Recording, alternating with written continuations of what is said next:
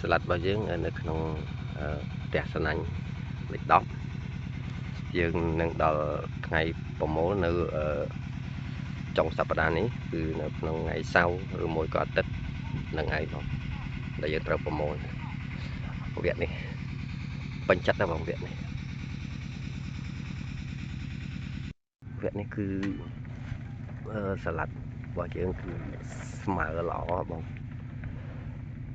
មើលទៅស្ថានភាពស្លាត់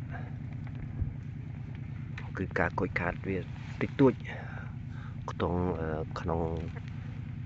មួយផ្ទះខ្ទង់10%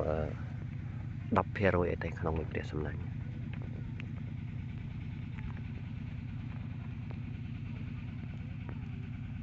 ស្អាតវានេះផ្ទះលេខ4ខ្ទង់10ថ្ងៃជាងទៀតគឺយើងអាចប្រមូលផលបានដូចគ្នាបងពណ៌ស្វាយប៉ុន្តែពណ៌ស្វាយនេះគឺស្លឹករបស់វាគឺស្ដើងអញ្ចឹងឃើញថាការដាំនៅលើថង់នៅរដូវក្តៅនេះយើងមានបញ្ហាដោយសារតែស្លឹកវាកថែរ៉ែត្រៀបមកនឹងថង់ធ្វើឲ្យរលាកស្លឹកខូចស្លឹកតែបើពពួកពណ៌បៃតងស្លឹករឹងអត់សូវមានបញ្ហាអីទេបងតែពណ៌ស្វាយនេះដោយសារតែកម្រាស់នៃស្លឹកគឺស្ដើងអញ្ចឹងគឺដល់ថង់គឺក្តៅខ្លាំងរលាកប៉ុន្តែពេលក្តៅខ្លាំងគឺអត់មានសពូនអីទេនៅវគ្គនេះក្តៅខ្លាំងក៏អត់មានសពូនដែរហើយនេះនៅក្នុងផ្ទះលេខ2ក៏យើងដាំអត់គ្រប់ថង់ដូចគ្នាអញ្ចឹងគឺមើលទៅគឺ